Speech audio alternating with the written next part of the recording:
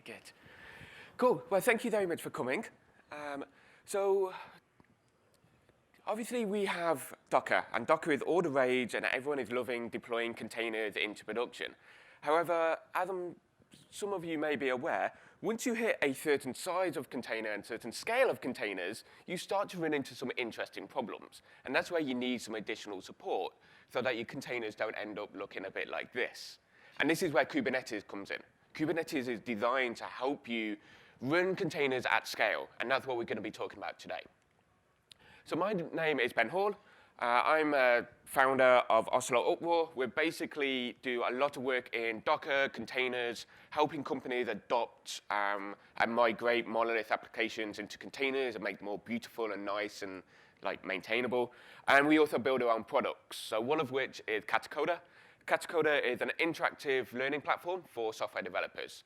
You basically get a step-by-step tutorial together with an interactive environment, and you can start learning Docker, you can start learning Kubernetes, you can start learning DCOS and Mesos, and all of the cool things which we're going to be talking about today, all for free, all interactive, all online. What I want to go into today is kind of introduce Kubernetes and introduce the problems which it solves and how you can actually get started and how you can start running it in production on Monday, basically. I've highlighted the kind of key points which I think are important and which my clients and people which I work with have experienced and the problems which they run into on a common basis. So how do you actually deploy Kubernetes? How do you launch it? How do you then deploy applications on top of it, and what does that look like? How can you then start taking advantage of actually having a proper orchestration and a proper containerized system for managing secrets and scaling and all the important stuff? And then actually, where does Kubernetes fit into the entire ecosystem? How does it compare to Nomad? How does it compare to DCOS and Swarm and the other offerings? And so that's kind of the overview.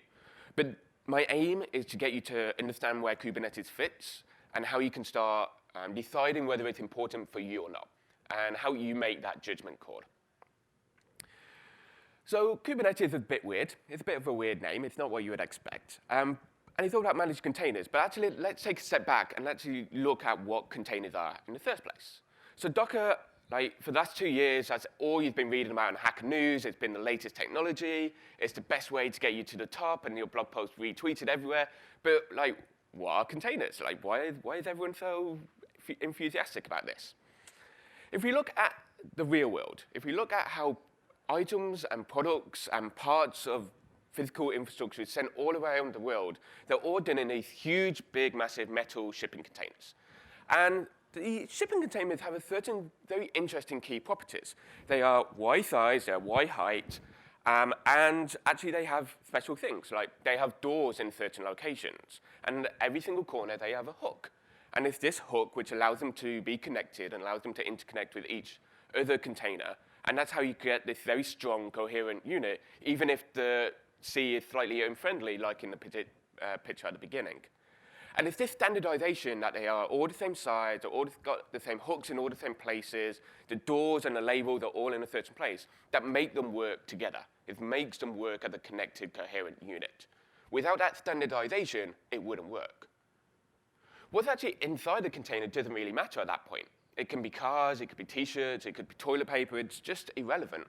It's all about that standardization and making them connect together seamlessly that is important. And that's the same mindset when you look at containers of the software world.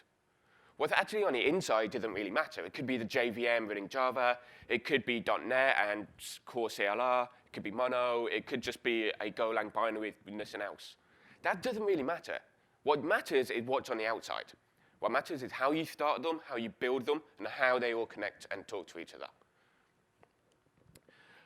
From the look at the container, they look and feel very similar to what we would if we were running a hypervisor. So generally, if we were running ESX or then, we'd have our server, our bare metal, be it an EC2 instance or something which we actually own in a physical rack. On top of that, we'd have a host operating system, which whether we're comfortable, be it Red Hat, Ubuntu, CentOS. And then normally, we'd have a hypervisor, which manages the communication between your virtual machines and the underlying host operating system and the hardware. This is where Docker is fundamentally different. Docker is kernel virtualization. So instead of you having a guest operating system, which takes overhead and it has its own kernel and it's completely isolated, Docker gets all of its benefits by being able to take advantage of the host operating system itself. It's being able to take advantage of what's already been booted, what's there, and what's performing. And then on top of that, you have containers. Each container starts as an image. The image is a pre-baked package, more or less, which has got everything which your application needs in order to be able to run. So it's got any runtime dependencies which it needs, for example, the underlying virtual machine, like the JVM or core CLR. It's got the processes, and it's got any dependencies which it needs, like NuGet packages, have all been downloaded and compiled into this container image. And it's got any configuration. Everything your application needs to be able to start. And that's all packaged up as an image. Once that starts, it turns into a container. And all of these containers are completely isolated. They're running completely independent and completely separate to each other. And so when you ask a container what's running, it will only be the things which you actually told it to be running, be it your .NET process, be it your ASP.NET application, be it a bash prompt. Whatever you told it to be running, that is what the container thinks is running on the host, and nothing else. Everything else is completely isolated, it's completely invisible, which means that they're sandboxed and means that they can't interact with things which they shouldn't be allowed to do, which is great from a security point of view. And they kind of have other interesting properties. So for me, these are probably some of the most important ones. So as I was saying, that from the viewpoint of the container, it's got its own process space. It's the only thing running on the box from the viewpoint of the container. And so that means that it can run whatever it wants, but it's all sandboxed, it's all isolated, it's all secure. It's got its own network interface. And so it's got an IP address, so you can send network packets, you can open ports, you can interact with it how you would normally if it was a process or a virtual machine. It's got its own root directories. And from the viewpoint of the container, it's got everything which the operating system needs. It's got all of the things like XTC directory. It's got var, it's got user, it's got home directories. It's got everything which you would expect from an operating system. But if you delete everything and you completely destroy the home directory, it's not going to interact and not going to corrupt the host file instead. It's completely isolated and protected, which is great from a kind of testing point of view, because if your test scripts actually accidentally clean up a little bit too much and maybe delete one directory too high, it doesn't take out the entire host. It just takes out the container. And you can just restart it and it comes back to normal.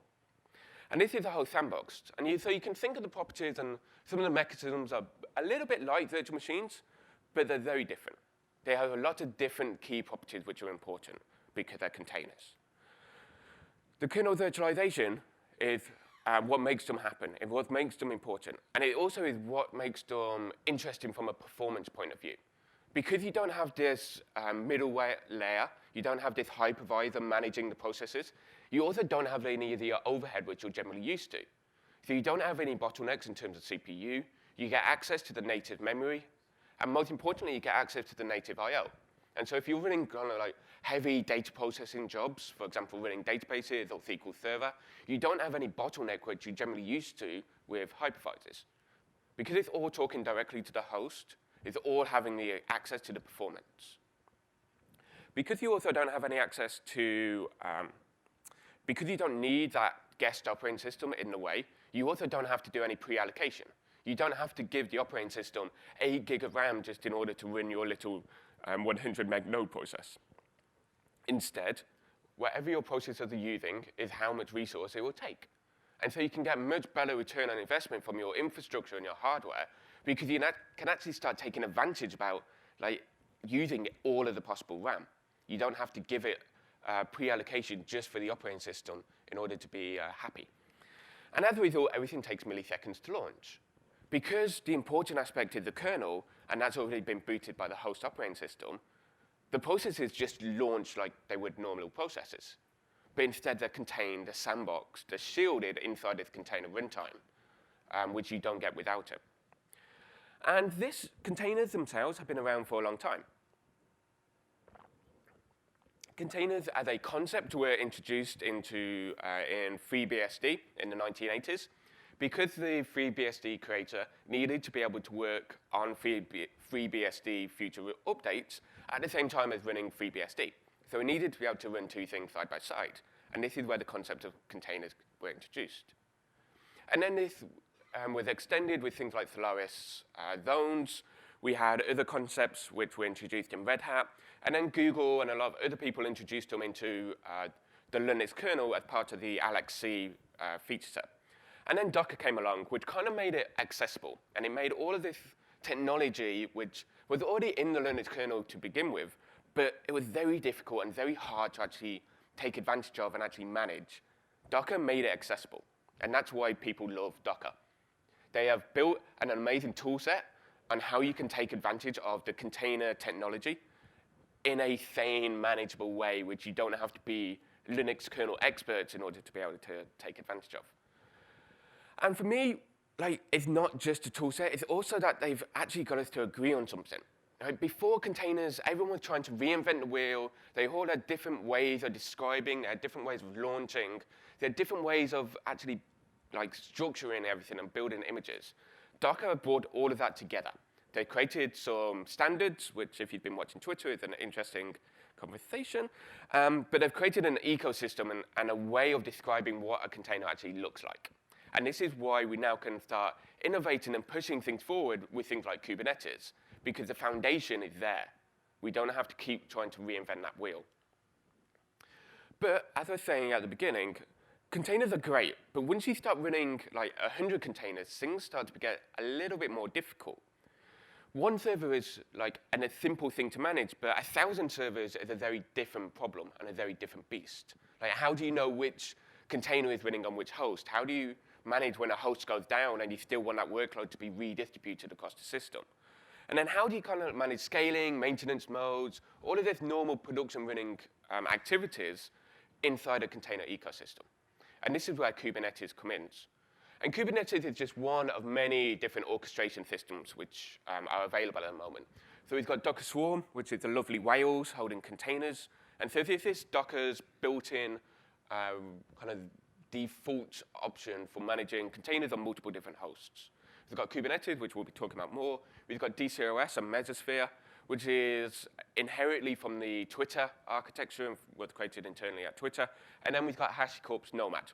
And they all have different problems. They all solve it in slightly different ways. But my personal favorite is Kubernetes. And Kubernetes is also gaining traction in the community as a whole. And so this is some stats about what people are looking at and what people are investigating. And obviously, Docker Swarm is the default. Because it's Docker, it's the one which Docker are pushing. That's what people are naturally gravitating towards. But what I have generally found is that people start implementing it, and they hit a certain point, and they need some additional functionality which didn't exist. And that's where people are then going to Kubernetes. And from a viewpoint about who owns it, everything is open source. Kubernetes was created inside Google, more or less. But Google have released it to the entire ecosystem. It's part of the Cloud Native Foundation, which works and operates very similar to the Linux Foundation. And as such, other companies are investing and committing to the actual source code. And so we've got Google is the main committer, but we've got Red Hat, we've got Meteor, we've got CoreOS, we've even got Mesos, who even have their own orchestration, but are still helping Kubernetes become the best that it can possibly be. And beyond the core people, there's lots of people outside of Google. It's not just Google, it's an open ecosystem which is being supported constantly. And we can kind of see that from Stack Overflow and how many people are actually jumping on board, asking questions, adopting it, running it in production. And Kubernetes is only 2 years old, but it's gained all of this traction and all of this buzz because it's kind of pretty cool. However, it's not without its problems. So one of the things which you'll find, and as I talk through what this orchestration actually does, is it's quite verbose. And while I'm showing demos and while I'm explaining it, bear with me when I say it's verbose, because it does make sense. While it looks like there's lots of duplication, it's actually giving you the options and the customization and the configuration which you need for running different types of processes and different workloads. And so my general feeling with Kubernetes is it got kind of quite a steep learning curve, but kind of once you get over this initial hurdle, which is what my aim is for the rest of the talk, it's kind of like it just all hangs together and it kind of works quite nicely. So that's the aim. So let's break it down and let's talk a little bit more in detail into what this is. So Kubernetes is open source, so scaling, and it's designed for automating deployment, scaling, and management of container applications. And this was kind of born inside Google. So Google have been running containers for the last 10 years. And as such, they have learned and got a lot of experience about how you run containers at scale. And when I say scale, I mean proper scale. Like billions of containers are launched per week inside Google. And they run everything, different workloads, big data, the search engines, the databases, everything is containerized. And they basically issue workloads into their cluster, it gets managed, it gets organized, and stuff comes out the other end. And they summarized all of their experience in a paper based on, or their experience in the system which they built called Borg, which they summarized into a white paper. But white papers aren't very accessible. They're not very easy for people to take and deploy into their own ecosystem, which is then they took all of that experience and made it open source and built Kubernetes. But the white paper is interesting, and if you want more details, then it's available for you to go read. And their mindset is how they run containers at Google, but in an open source, manageable way that people can run it themselves. So they can take all of the containers which you need to run in your system, you put them into Kubernetes, and Kubernetes manages which host, which server, which data center they need to be running on to ensure maximum performance, high availability, and all the goodness which we would expect. And alongside that, it's got some really cool features which generally you can get away with not having, but when they're there, they just make life so much easier. For example, horizontal scaling when you're under significant load. Self-healing, so when things go down, it just automatically knows how to repair itself and bring it back to life. Things like load balancing are just part of the features out of the box. You don't have to think about how to manage it. It's just there, ready and waiting for you to work with. And things like managing canary releases and rollouts and all of this cool stuff, which historically you generally had to write complex automated scripts in order to be able to do, it's just there as part of the Kubernetes feature set. And Docker isn't the only game in town. So Docker is just one container implementation. It's got the mindset, it's the most popular, but other companies and other people are adopting different ways. So CoreOS have released Rocket, which has got some really nice, different way of looking at the problem of how do you manage containers, very security focused. We've got Hyper, which again is kind of taking a virtual machine approach and wrapping a virtual machine around a container to ensure maximum security. And then we also have Windows containers coming, which I'll be talking about this afternoon. So how do you actually store and how do you actually deploy this into production? And there's certain key core components which I think are important to understand how the moving parts actually fit together. So everything, all the state and all of the information is stored in XCD. XCD is very similar to Zookeeper or Console. It's basically highly available, distributed value store. And that stores everything which you need about your system. And so it will, even though if your master goes down, all of the information is still replicated across multiple data centers, and it's still there and maintaining. It also uses XCD for maintaining service discovery and things like DNS, and like which containers are running on which host, and how do you find where things are managed. And so XCD is the underlying base of what Kubernetes is building on. On top of that, we have an API, which you'd expect, because every application has an API now, and you have a master. The master is responsible for understanding what workloads need to be deployed and where they need to be deployed to. So it has a viewpoint over everything what's happening in your system and in your data centers. Alongside that, we have a Kubernetes proxy, while I'm trying not to fall off stage. So the proxy runs on every single node in your cluster. So every single node which you're going to want containers to be deployed to and containers running will have a proxy server. And this will manage deploying the containers, actually launching the processes and having them running on the individual host. It will also manage networking and communication and IP tables and all of that rules and all of that management on an individual host. The master will then communicate with all of these different proxies on your cluster and manage which ones needed to be deployed where. And alongside that, we have the kubectl. This is a command line interface, so you can actually see and manage your workload. So you can see the health of the cluster, you can see what nodes are in your system, you can see what containers are running on your hosts and where they're running. But not everyone likes command lines, and sometimes you like nice more visualization for monitors and dashboarding, and so there is a dashboard. which represents the health, the status, and everything across your entire data center. So these are key components. It seems complex when you first get into it, but actually when you break it down, it's quite a nice, logical, simplified view of how architecture works. So how do you actually run and how do you start deploying stuff? So one of the simplest ways is to use kubectl. You say create, you give it a file, a YAML structure, and then that will go to the master. It will execute whatever's in the YAML file, and that will get deployed onto your cluster. The YAML file details all of the internal aspects of what you want to be deployed. And it's got certain key interesting properties, like it's got the name, it's got how many replicas or how many instances of that container you want running, and things which you would expect, like the container image, what ports it needs to be opened. So things which you would expect and what you would normally be running on Docker, it's just been defined in a YAML approach. And I kind of think of it as kind of like Docker Compose, but for production, if you're used to Docker Compose. So let's actually look at how this operates, if the Wi-Fi is friendly.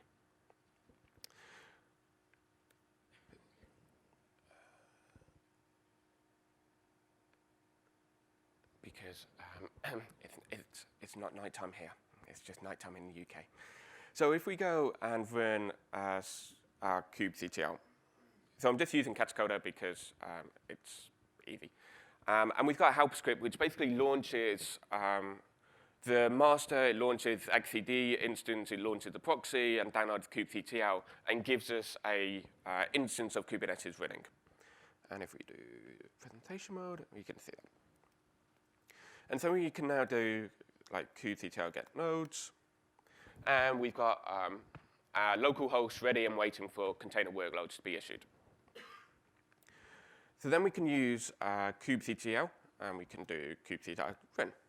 So what this command executed was, it's very similar to how Docker run works, but we basically told the Kubernetes master to run a service which we've given the friendly name of HTTP, use this particular image, and launch one of them in the cluster. And so what we can now do is ask for how many deployments you have, and it will say, right, you've asked us to deploy HTTP. You've requested that there's one desired state. There is currently one available because everything's healthy and everything's up to date. And this gives you the overview of what applications are available. And if we wanted some more information, we can kind of go describe, and this gives us some more in-depth information about what's running on the system and actually where particular containers are, where they're hosts, what the information is. And if we were running 10 containers, we'd have 10 things in our instance. And when we do, so now we've got our container running.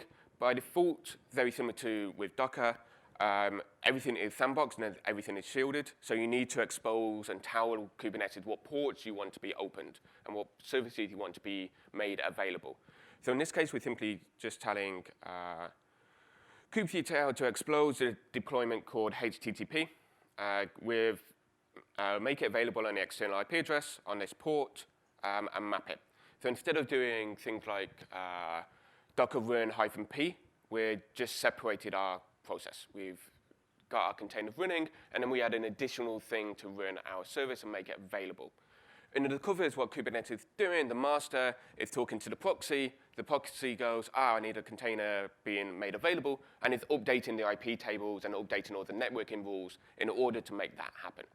And then we can issue a curl request. And we've now got Kubernetes running our containers for us. Under the covers, everything is still Docker. So we can do Docker POs. We've got our Kubernetes instance running as containers.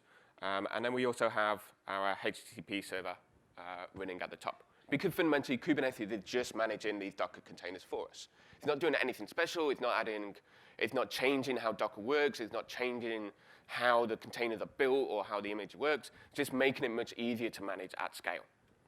And fundamentally, that is Kubernetes, like in a very simplified, straightforward way, is that you just do kubectl run instead of Docker run, which is awesome.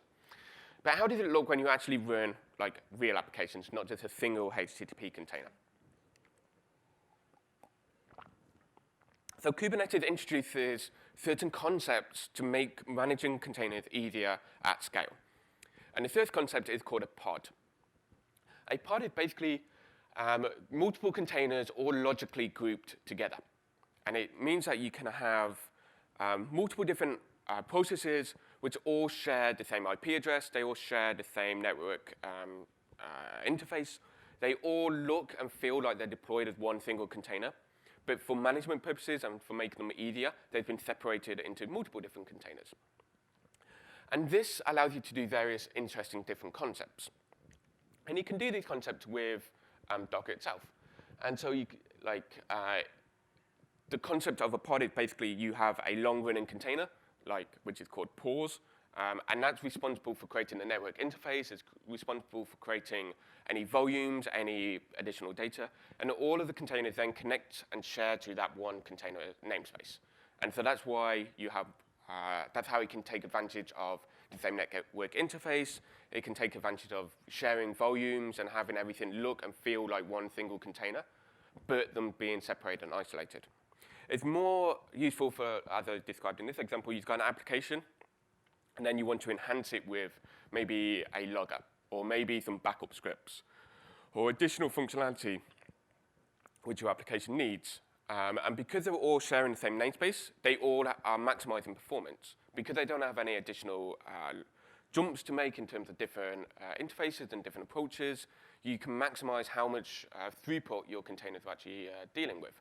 And so it's a nice way to architect it. And this is how Kubernetes just does things by default. You don't have to think about it like you do with Docker. It's just automatically giving you the best practices on structuring your applications. And you can think of pods as like how you scale your applications. And so pods are scaled together. So if you scale a pod which has got your web application and a logger, it will, when you scale it out, you will have 2 web applications and 2 loggers running side by side. When you have 10 of them, it will scale it together. And so you don't have your web application and your database in the same pod because you want to be able to scale and split them independently. And so that's how the pods are logically structured together. Just like nice little logical connected resources. These are all managed by controllers. All of Kubernetes manages everything as a controller. So the first controller, and one which is probably the most widely used, is the Replication Controller. And this just manages how many instances of the pods are running on the system at any one point in time. So here we've said that the desired count is 2, and so Kubernetes will make sure that there are 2 pods always running in the system. If one of the pods or one of the container crashes, Kubernetes will instantly detect that and automatically restart it for you. If the pod or if the host goes down, again, Kubernetes will detect that the pod is no longer there. It will detect that you wanted 2 of them, and it will find another host where that container needs to be running.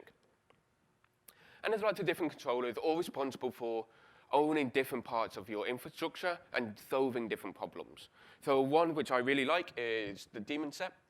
This basically tell Google to launch a container as a daemon set, and when new hosts get added into your cluster, it will automatically deploy whatever containers it needs onto that host. And so if you're doing things like log aggregation, backup scripts, like visualization, any debugging tools, it will automatically be deployed. So you don't have to think about how that host gets configured. Kubernetes will just manage it for you. And then as you update it, it will just be automatically updated and rolled out across the system. So yeah, so replication controllers always ensure that everything is in the desired state and is always up to date and always working across the entire system. And so that's what you'll see people running most commonly. And this is what we ran in the first example. You can see at the top, we say that the kind is replication controller, and that defines the type of method that Kubernetes will be using in order to manage what your container is actually doing. So if we changed it from being a replication controller to a daemon set, Kubernetes will treat it differently, and it will treat that life cycle in a different way. And then beyond that, we've got certain properties, for example, the replicas, which manages how many should actually be running. And using kubectl, which I described at the beginning, we can say create. This will then start launching the pod under the cover, which will be running Redis. We can say get pods, and this will actually give us a state of what's happening. So instead of it just being like this, it's running or not running, Kubernetes is actually aware of, like, there's more than off or on in a life cycle of an application. And so, for example, it will say that a container is creating, which means that it's downloading the image and it's setting up all the networking and it's actually configuring all the hosts. And then that will just switch to running when it's actually in a stable live state. And under covers, as we described before, everything's running as containers. So you'll generally see like your Redis container running along with the pause container, which is managing the network. So multiple different things can connect to that Redis instance. And it works for everything. So if we say deploy a front-end application, in this case, we're saying run our front-end, have 3 instances always available. So we'll have 3 individual separated pods. But when we say get the replication controllers, it gives us an overview and an aggregation of what's actually running on a system. So it'll say the desired state and the current state. This is interesting, especially when you get into things like scaling, because your desired state may be 1,000, but the current state may be only 500. And that's because you don't have enough resources available in your cluster in order to be able to running at a scale which you actually request. And so that's why it's nice to be able to visualize and see the difference between the desired and the current state, which I describe here. And as I was saying, the YAML is all infrastructure as code. It's your infrastructure and it's how the current state of your application should be deployed at scale inside the cluster. And so when people, instead of manually running Docker run or manually updating things, when new versions need to be rolled out, for example, a new Docker image, the YAML file will be updated, and then you send that updated YAML to the Kubernetes master, and then that will understand what needs to be changed and how that needs to be rolled out across your system. And then that can be your version committed in source control. It can then have its own Jenkins tasks, which manage the Kubernetes run process, and everything can be structured in a more sane way than just random ad hoc Kubernetes run scripts. So let's take a look at how that actually looks at scale.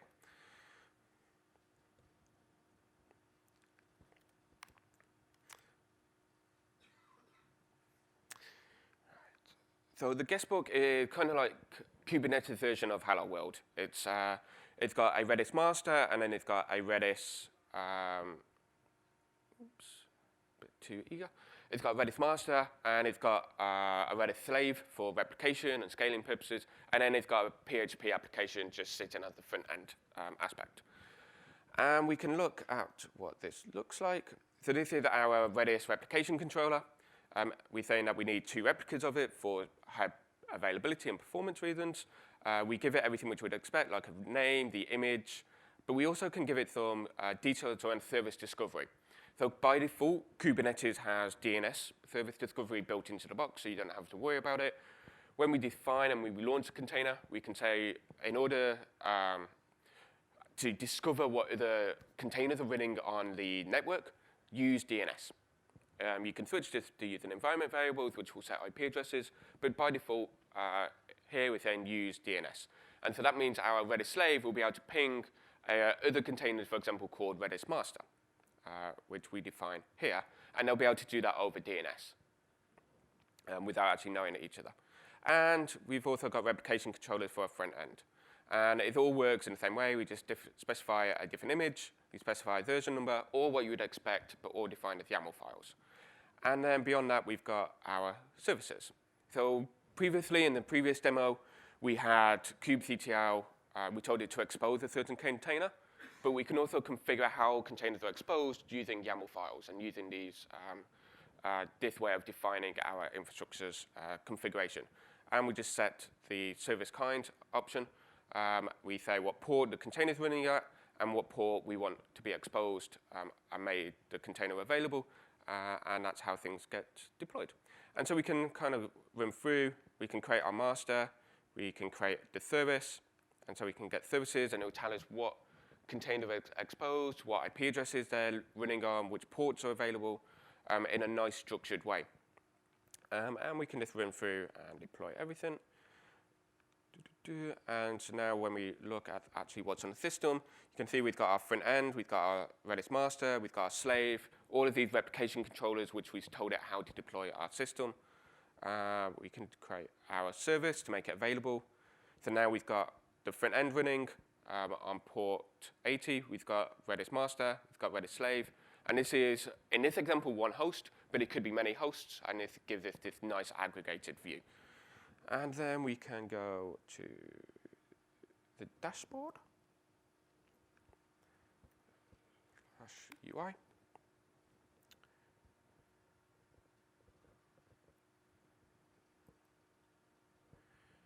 While I do a little dance, just while the Wi-Fi is loading up. And this dashboard will then represent basically everything which kubectl is showing us, but in a nicer, prettier way. And I would kind of like run these dashboards as monitoring visualization of what the state of the cluster is actually running. So now we can see that we've got the Redis slave, we've got Redis master, we've got our front end, and how many pods are running. So it's a nice way to visualize everything in a nice way for the dashboard. And if things start going wrong, and for example, if Redis master disappears, you'll actually be able to visualize and see that along with your monitoring metrics. And so that's kind of how containers are all accessed. And so replication controllers are the heart of Kubernetes for me personally. They manage what's running and how many things should be running in the first place. But containers also need to be accessed. So we exposed our front end using a known port. We said run our containers, make it accessible on port 30,080. But Kubernetes, by default, has different ways that you may want to work and deal with them. And this is where the services come in. So you've got replication controllers running things, you've got services which make them accessible. And this is where kubectl manages the proxies, ensures the data is going to the correct place and the correct host. And so you can send traffic to any particular Kubernetes node, and that will know how to route traffic to the correct container on the correct host, even if it's not the one you sent traffic to in the first place. And so in your DNS settings, you can basically use DNS round robin, send traffic to any other nodes, and then it will discover and send traffic to where it actually needs to go under the covers. And so again, it's all about maintaining high availability and ensuring that if a node goes down, you don't lose traffic or you don't lose reliability. In terms of our application controllers, everything is managed via labels. And so this is where it kind of gets the boast, but it kind of makes sense. And so we've got the name, which is front end, and we also give it labels. And these are how containers are grouped together logically. And so in this case, we say the label is called front end, and obviously we have 3 replicas. In our service, we can say expose all of these containers running with the name front end on port 80, and group everything based on this front end name. And so that's how it can manage load balancing for us, because we can take any pod running on any different host and group them together based on its name and based on its label. And with the approach of NoPort, it's basically defining the port and making that application available on that port on any particular hosts. So this is really good if you have applications running, for example, databases, and they are always running on 3389. And you want that port to be consistent and available for all applications across your cluster, so they don't have to keep going and keep looking up which port the actual application is running on. And that's where NoPort comes in. And you basically, in the YAML file, which is the heart of everything, you just define which port you actually want to be available, and that's how Kubernetes manages and reserves that port for that particular container. But it's also smart, and it's particularly good when it's running in the cloud, because it's appreciated of all the cloud APIs and what's actually available and possible. So if you're running in Google Compute Engine, Azure, or EC2, and AWS, it will know how to configure and how to communicate with all of the load balancers and how to set up and how to configure them to update and serve traffic to your individual particular pods.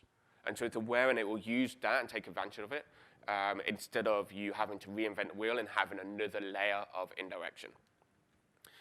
And when you start the containers in your service, instead of exposing a node port and defining that, you simply say the type is load balancer, and then Google and Kubernetes will, not Google, Kubernetes will manage that, and it will communicate and update everything as it needs to. The other way is external IP addresses. And so if you have a subnet for your data center and your networking and everything's configured properly, you can give containers individual IP addresses, and they will be accessible via that IP address across your network.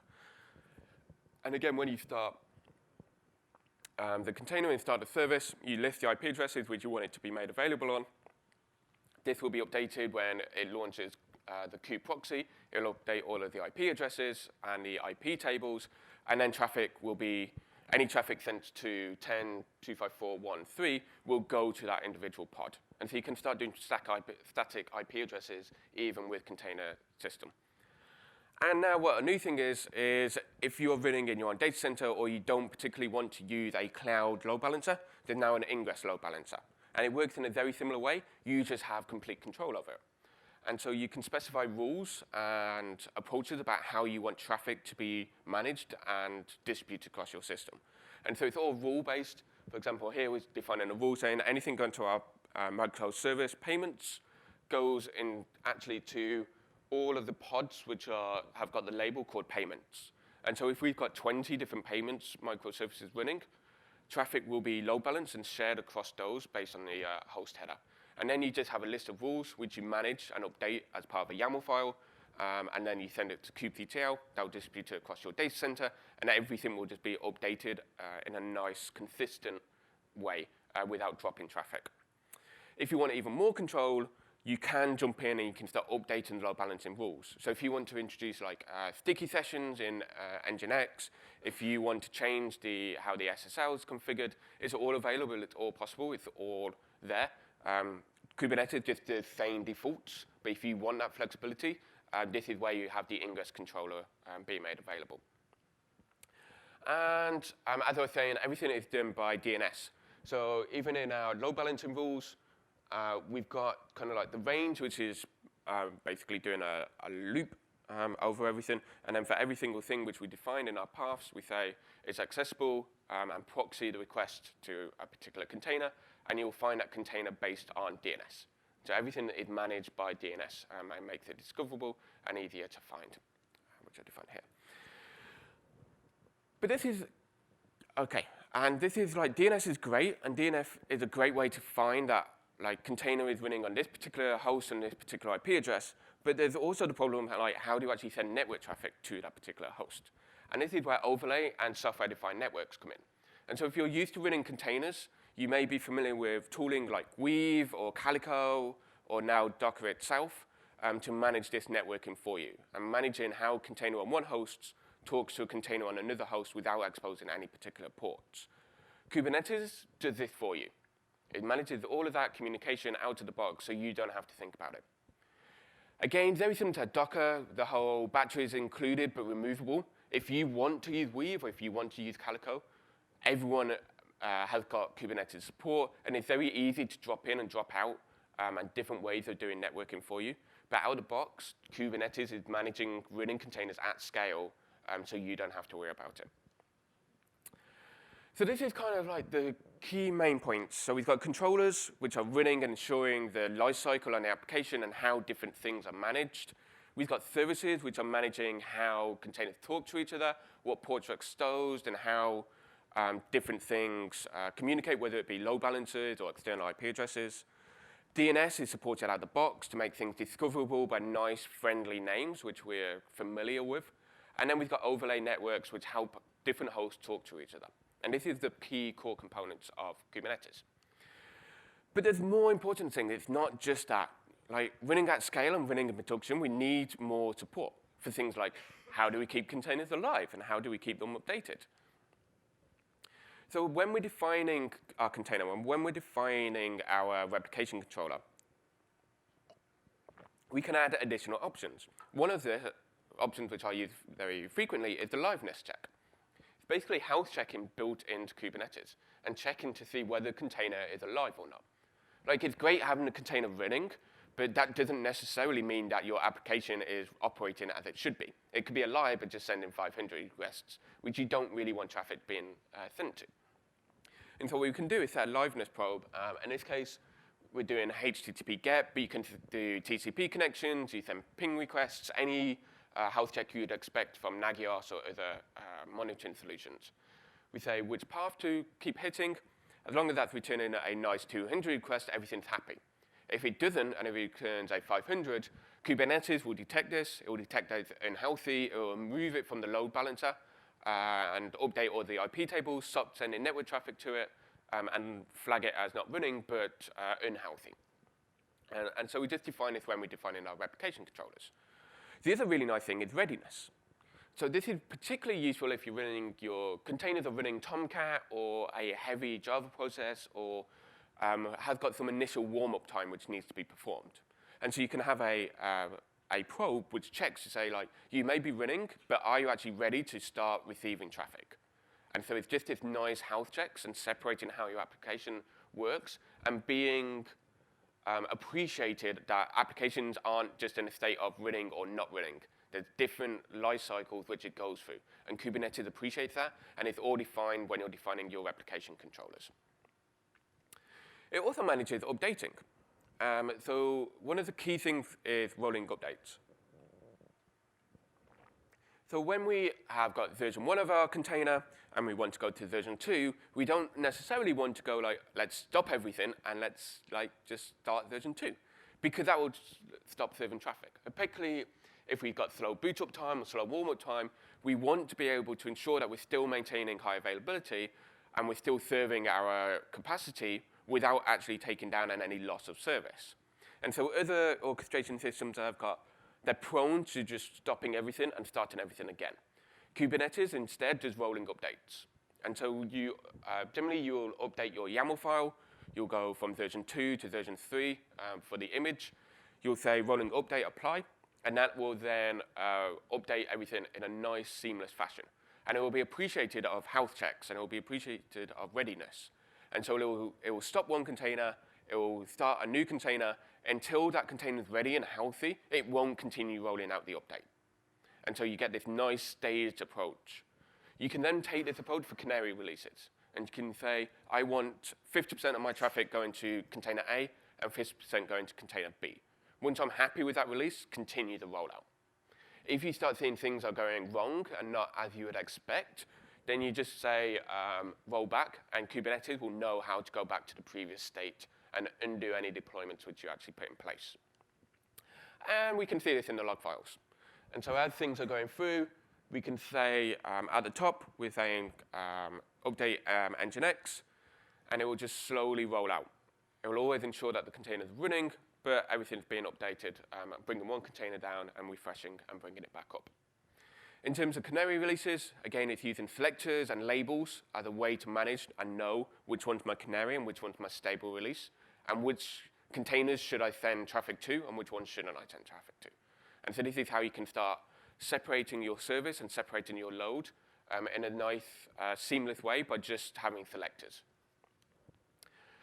It's also cool and appreciated of things like maintenance, like performance security updates on a host operating system, EC2 needing to reboot the actual virtual machine which it's running on.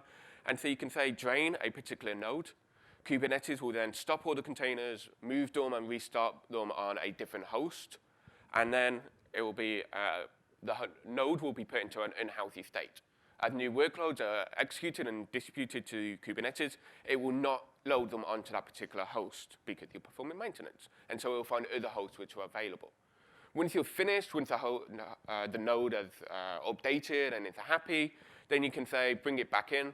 Kubernetes will then instantly start redeploying and reissuing workloads onto that particular host for you.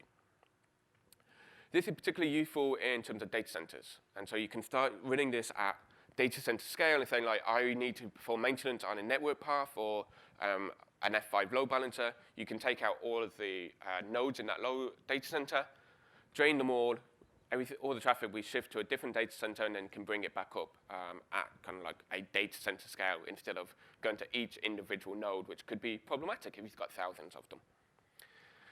So this is cool. And then there's other managers and other things which you need to be appreciative of when you're running in production, which containers historically aren't great at, if I'm honest. And one of them is secrets management. And the reason which I'm not particularly happy with containers and secrets management is they have a default to use environment variables, which while environment variables are very convenient, they're not the most secure way of managing database secrets. And so applications generally have a nice habit of like, the environment variable could be potentially useful for debugging. So let's like log that in a secure location. For example, PagerDuty has got a system in place which will detect potentially vulnerable environment variables and remove them from their log files just in case anything actually happens. Node.js and NPM are particularly happy to share the environment variables with other things running on the system. And so you don't necessarily want your password to be in this place. And so Kubernetes manages it as volumes instead. So when you start your container, you can flag the secrets which you need access to. And then these secrets are managed as files on disk instead. They're not physical files, they're just a volume which Kubernetes is managing for you. And so you can say, output my database password, which lives at my DB password, and that's how your application will, that's where your application will read from when it's booting up and how it gets access to the secret. But it means that if an attacker does get access to the environment variables, it can't actually see what the secrets are in the first place. And so Kubernetes is managing it. And everything in Kubernetes is YAML, and so that's what we'd expect our secrets to be managed by too. And so here we're simply defining them as a mount. We're defining where the secret should be stored, in this case, XCD secret volume. And then we're pointing it to what secrets store we're actually looking for. And the same with API keys, the same with everything. And so that's just a nicer way and a different way, just out of the box of managing how we do this. In terms of scaling, we can start being restrictive about which hosts and which nodes containers should or shouldn't be running on. Particularly useful for databases. So you may have hosts and nodes which are more suited to running certain types of workloads. For example, they have a SSD disk, or they have high memory, or they have high CPU. And so when we define our application, we can say, always run this particular container on a node which has got this type SSD. And so Kubernetes will realize and appreciate that. And so when it's got workloads and when it's scaling up, it will only scale it up onto those particular nodes. Nodes are then just added and defined labels and selectors. And so you can simply say the master, this is the label of type SSD disk, and so containers can be deployed onto it appropriately. In terms of scaling, again, we can set auto-scaling. At the moment, it's based on CPU usage. You simply say our front-end application, which is like our PHP application, auto-scale up to 5 maximum containers, and base this on a threshold of 80% CPU. And so Kubernetes will automatically monitor it. It will look at what the CPU usage is across the containers. If it starts peaking and spiking to 80%, it will start launching more on different nodes. As it launches them, it will update the load balancing and the IP tables, and it will start spreading and sharing that traffic across everything. So if we look at, do we have time? We don't have time. If you want it, it's all on Kubernetes. It's all on Katacoda for multi-host, but we'll move on to cover other interesting topics. So auto-scaling is great, but Kubernetes is planning to go a step further, and that's with Binpacking.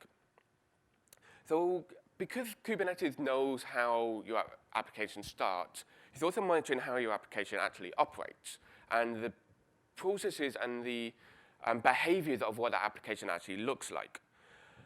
So for example, it knows whether it's a high memory application or high memory usage application, or whether it's very bound to the CPU or I/O. It will then use these metrics and these judgments to judge what other hosts and other containers that particular container should be running on. So if you've got a very high memory and low CPU container running, it should be paired with a container which needs a lot of CPU but very low memory. And this is how you can maximize and take advantage of your entire infrastructure without introducing bottlenecks or contention or containers and applications fighting for the same reason. And this is how Google operates at scale. This is how Google can have hundreds of thousands of servers all running at 80% because each application is not competing and not constraining and fighting for the same resources because it's monitoring what the application actually needs. And this is the concept that's going to be introduced into Kubernetes. It's a concept called Binpacking. And for me, I think it will be like playing Tetris with your applications. Like Kubernetes will know which applications are running where, and where, when you say deploy something, it will know where to fit that into your entire deployment approach.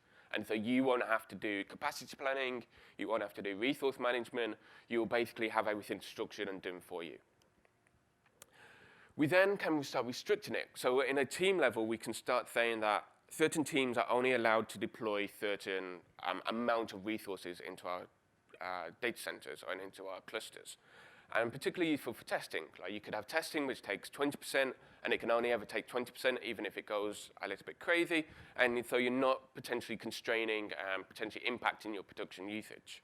And it's just a nicer way to manage how everything is shared and everything is not fighting for the same one. And this is all done by namespaces. So every container can be issued into a namespace. By default, Kubernetes runs in kube system, but each, like your professional services team, could have their own namespace. And so that's ring-fenced and separate from everything else running on the system. When you do things like kubectl get pods, you can say get pods for only this particular namespace. And so your teams don't have to worry and visualize what else is happening on the cluster. You can just care about what's actually in your interest. So it's a nice way to manage running at a particular scale. And you can then list what's happening just by using kubectl. Once you get to a certain particular scale, you can then start running Kubernetes at high availability. So you want to run multiple masters to ensure that if one master gets shot in the head or kind of like loses network infrastructure, you can still start deploying containers and you can still manage your host in a multiple way. And this is all part of like an approach called federation or Kubernetes, which is allowing you to run containers and run Kubernetes across multiple different data centers and run them at scale and be data center aware. So it will know whether it's running in region 1 or region 2, and it will make sure that when containers are operating, it will work and communicate with things which are nearby to ensure that it's got like less latency in network traffics. And Google, because it's open source, it's also very appreciative of being open and transparent about its approaches. So you'll see lots of proposals and lots of detailed architecture, detailed design documents, and decisions in the GitHub repo. And so if you're actually interested in what's happening, you can go there and you can find out more information. And this will then auto-scale across clusters. And so it won't just be pods which can be scaled. It will also then start detecting when your hosts have reached a certain capacity and start spinning up additional hosts for you. And so you can start scaling at like a bigger, larger level. So with that, we'll move on. OK, let me just, I'm running out of time.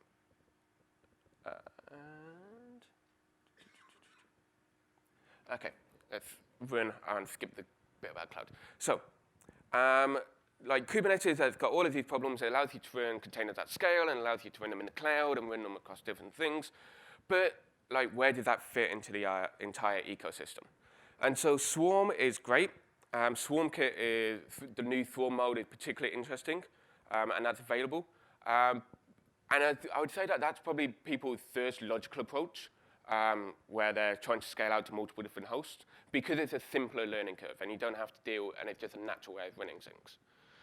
DCOS is kind of dedicated and optimized for running different types of workloads, and so it's not just associated with running containers. It can also run Hadoop job, it can run Spark, it can run ETL processes, and so that's where you kind of need, when you want to take advantage of your entire cluster and run different types, this is where DCOS fits.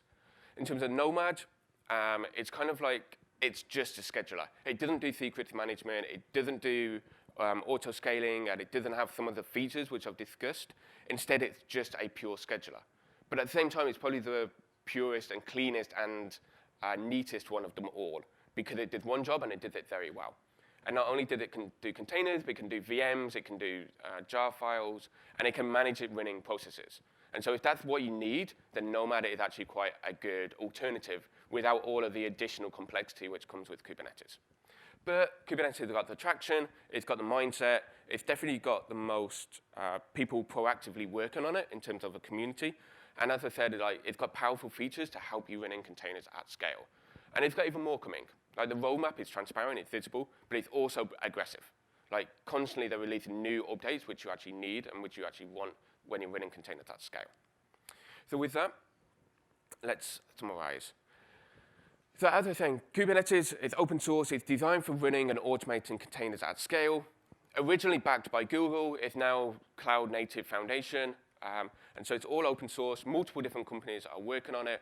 And once you hit that point in your container architecture, you need certain particular features, and that's where Kubernetes fits in. When you need auto-scaling, when you need better health checks and load balancing and running things, this is where Kubernetes, and you'll start to hit that point. And it's a nicer, simpler way of managing multiple different hosts and where your workloads are actually running. It's got a lot of traction. It's got a lot of interest. It's definitely progressing nicely, and it's definitely a project to watch if you're planning to deploy containers into the future. I gave you a quick demo of Kubernetes on Katacoda. If you want to learn more, then that's obviously a great place because that's my baby.